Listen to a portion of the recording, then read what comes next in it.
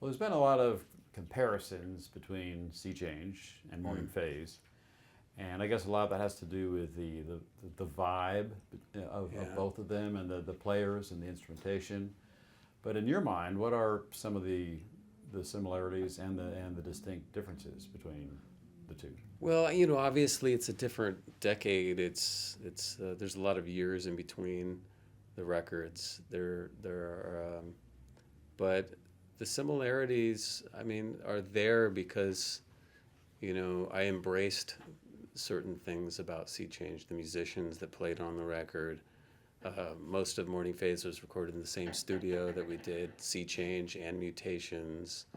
So a lot of the ingredients, the elements were the same, but it is coming from a different place, a different time, a different perspective on life. And this sounds like my hotel room last night.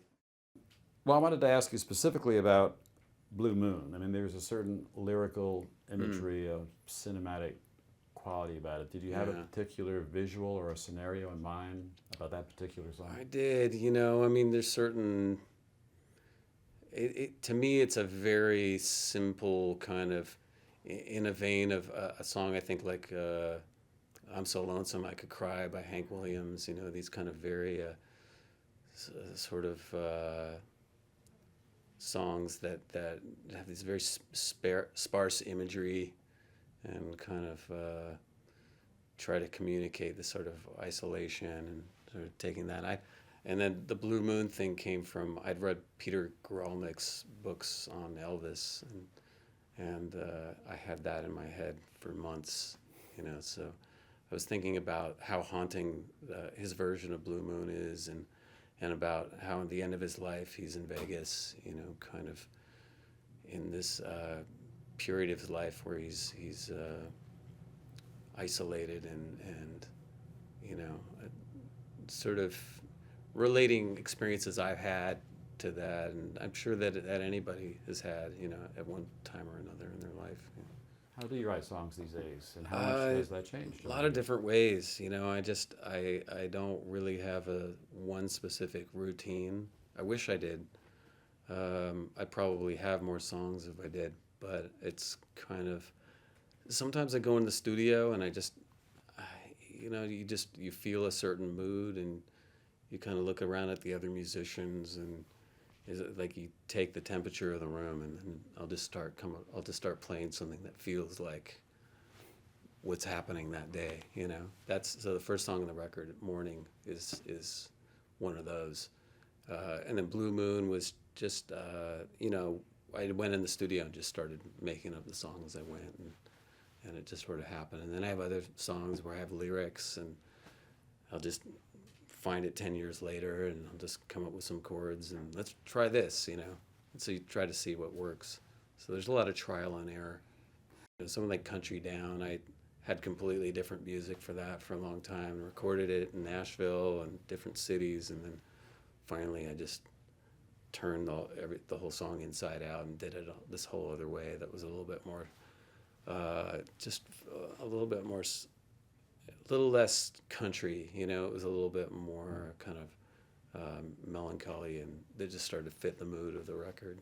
So some of those songs had morphed or evolved from how you originally wrote them. Yeah, I'm just taking raw materials and shaping them, and over time it starts to emerge. It's really, it's not a methodical process at all. It's just trying to get whatever you can out of it, And so yeah, it was a real process.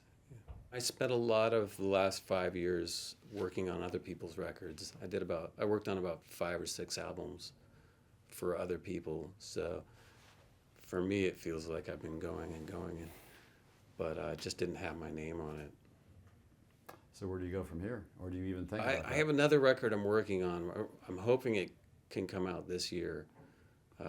Something I've been working on for a couple of years, and I hope to just keep making records for the next few years in a row, just kind of add to what, because there's a certain point when you've been making records for a while, you realize certain things were interesting ideas and led to other things, but then there's certain songs that are the songs that you're going to play, you're going to perform, the ones that stand the test. And so I'm just looking to, keep building on that. It just takes making albums. I mean, some people come out and they have an album that has, 10 classic songs, and they just basically play that record for the rest, But my records are a little bit, there's, sometimes there's some experiments, there's some taking some chances, and it can be a little scattershot, and some work better than others. So I just feel like I'm in a period where I'm I feel like I have half of my set, and I'm looking for the other half. When you come out with a record, you're asking people to sit down and spend time with this music, and there's a lot of other good music out there, whether it's from 50 years ago or it just came out last week, So I feel like I want to feel compelled to put the record out and ask people to listen to it. I want to feel, it isn't just a perfunctory act, Sure. Yeah. What's been great is playing with these musicians who, I meant to introduce on stage.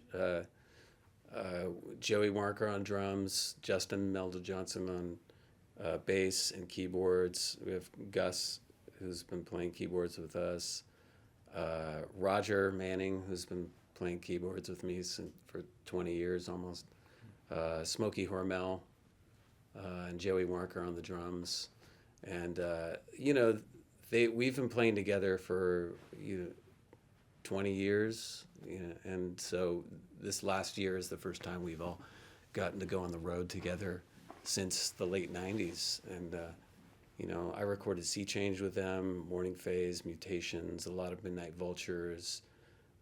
They've been on, they've been on a lot of the records. They've been a lot of the making music with me for years, and so they're all very busy and in different places. So to have them all on stage together is really, I don't know how long it'll last because they have things calling them. Joey's got a band with Tom York, and Justin's producing 10 different bands, and Smokey, he's playing with everybody from Adele to Neil Diamond to,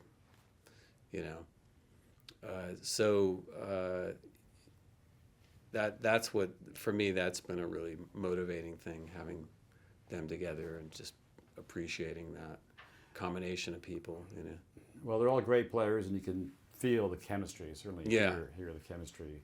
Yeah, play it's something. together. It's a kind of thing when you've spent a lot of years. You spent, that group of people you spent your 20s with. Riding in a bus through Switzerland in the middle of January through a blizzard. Those people you've been stuck in an airport while there's a hurricane, and you're sleeping on the floor of a You've seen a lot immigration, or you've seen a lot. shared experience. And there's something that goes into that kind of music. So I definitely don't take it for granted, and I know that they all have things to do and places to go. So for the time, I'm really trying to enjoy every minute of it. And that makes tonight's show even that much more special, that we were able to capture for the record, because for posterity. Yeah, and I feel like during a lot of the years where we toured together, we do a Tonight Show or something like that, but there's not a lot of footage of whole concerts. So this will be somewhat of a document, from a later perspective, but nonetheless, it's that group of people.